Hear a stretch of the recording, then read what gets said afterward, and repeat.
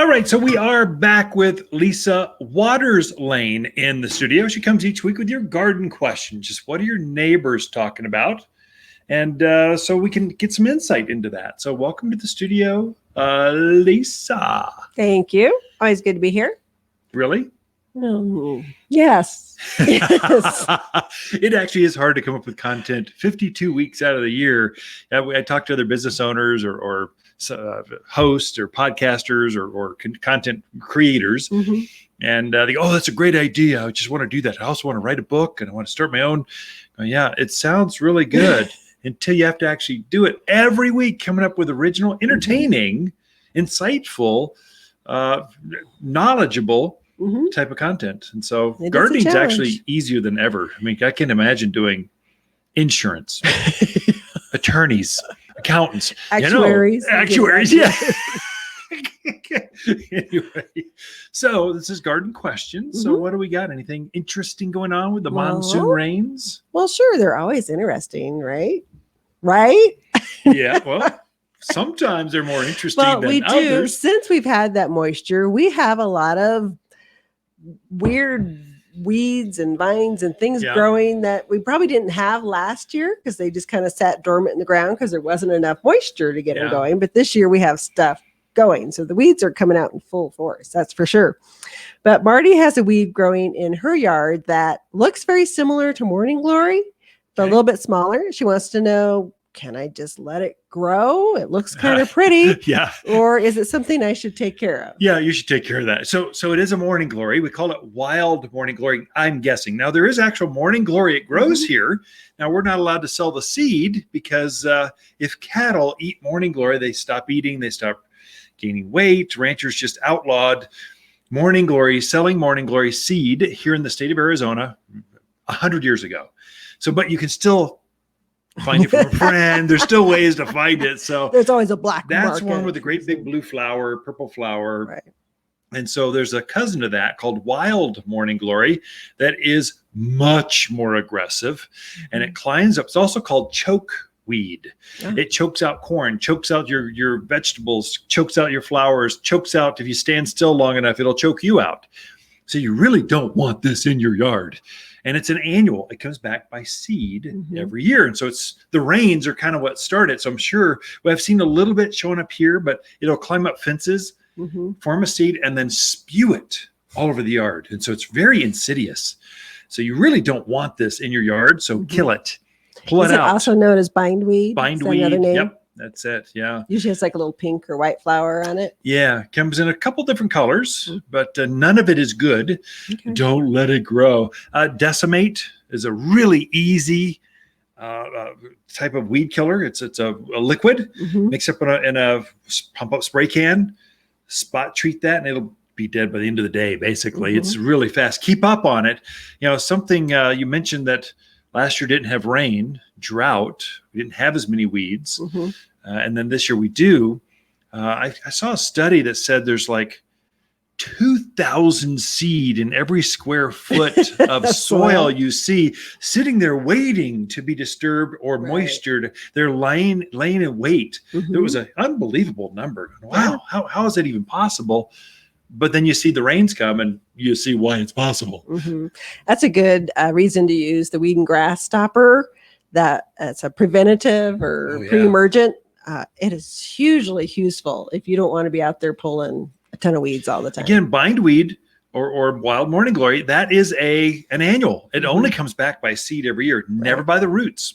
So if you can put that out where that weed and grass stopper out where they seem to come up along the driveway next to that fence line, you can eliminate any of the work, eliminate having to spray weed killers because you took care of it before they even came up. You bet. Good advice. All right. Our next question is from Shannon in Chino. She wants to put in raspberries, blackberries, marionberries, all the berries. Wants to know what kind of light do they need? Do they need to be on a trellis or can you just kind of let them freeform? Yeah, good. So Shannon, Chino Valley they've got some very nice vineyards out there. So grapes, brambles, blackberries, raspberries do amazingly well. The secret with berries, they need sunlight. And so Chino's pretty good with the sunlight. I would say at least 6 hours or more of sunlight will get you a nice big cluster of berries. We're starting to harvest those right now. So this is when from summer through autumn is when you pick most of the berries, and it's a great time to plant some for next year's harvest. So yes, you can definitely have that. I would say one little insider tip when you're planting berries, it's come talk to us and we can show you how to plant them. But with berries, they're very sensitive to having soil on their canes or on their stems. Don't let any soil touch that when you're planting them, or they will crown rot or stem rot in the garden. So they can come back from the roots, but hey, why do that? You have this beautiful plant you bought from the nursery. You want it to live and thrive and grow. And then trellis or not to trellis, fence or not to fence. Brambles seem to find their own way. They just grow and have big stems. If you want to keep them in bounds, so tie them next to a fence or tie them up to a trellis. It'll keep them from being 8 by 8 by 8 sprawling plant. It'll be 2 by 8 by 8 sprawling plant against the fence makes it line. easier to pick to the fruit manage as well. Yeah. There's also just insider tips. That's one when you come look, we can guide you through this, but there's thornless varieties. So you don't look like you've been in a cat fight when you go to pick the berries. It's just, there are certain varieties that do better here. So of course that you'll find those at Waters Garden Center, of course. Got to get and you that can plug check in. them on the website. So top10plants.com. Sure. You can see what's on. Okay. Good information. Next is Laurel in Prescott Valley. She wants to know, is it okay at this time of year to trim up some of her shrubs? So roses, crepe myrtle, butterfly bush. Is it okay to trim those this time of year? Yeah, absolutely. Especially the spring bloomers. So forsythia, lilacs, flowering quince, azaleas, rhododendrons, prune those things back now. And they'll start forming their buds through autumn, through the winter, and they'll bloom next spring. Things like butterfly bush, rose of Sharon's, crepe myrtles, the things that bloom in the summer, chaste tree. There's a ton of desert willow. There's a ton of them. Those you're better off right now deadheading the spent flowers. Focus on the flowers. Pinch the flowers off, and they'll repeat bloom. And then this winter, let's say November, December, January, when it's they've gone dormant, that's the best time to plant or to prune those back.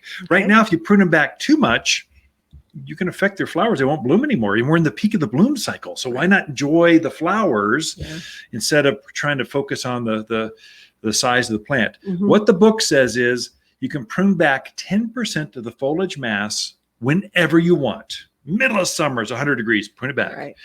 The heavy pruning on summer blooming things are done in the winter. So you can prune up to a third of that foliage, a third of the plant, just whack it right back down in winter.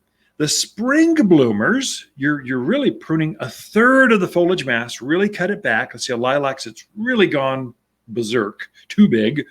You can prune it back now. So really May, June is ideal, but hey, it's July, go for it. Okay. I think we got time to sneak one more in. So David had a beautiful maple that was slammed by all the hail. Oh, no. To the point that it even took bark off the branches and stems. Wants to know, that's hard. Boy, is it going to make it with that kind of, damage to it? Yeah. And then just what things should he be looking out for? So what you do, so the hail really took out portions, and we're seeing pockets of hail all around the county, really. And we're not done. So we've got hail possible through September. So things will relief. They will regrow. They'll actually grow more cambium, more bark area around those damaged areas. Will it live? Will it die? I don't know. I'm not all omnipotent. I'm not sure. But I know I'm always stunned at how plants want to live. They want to come back. They want to grow. Just nurse them along at all, and they'll come out of it. So the best thing now is fertilize with the all-purpose plant food right now. Like take advantage of we got 3 months of growing season left. Take advantage of every day, and it'll form new leaves. You'll probably have great fall color this fall, and that bark area, it'll actually start to grow over. It might take a couple seasons, but it'll grow over and heal itself. I would give it a chance. Don't give up. If it does die, I know where you can buy a beautiful new maple tree here in Prescott. But give it a chance first. Okay, out of time. Ken and Lisa Lane, the Mountain Gardeners. We'll be right back after this.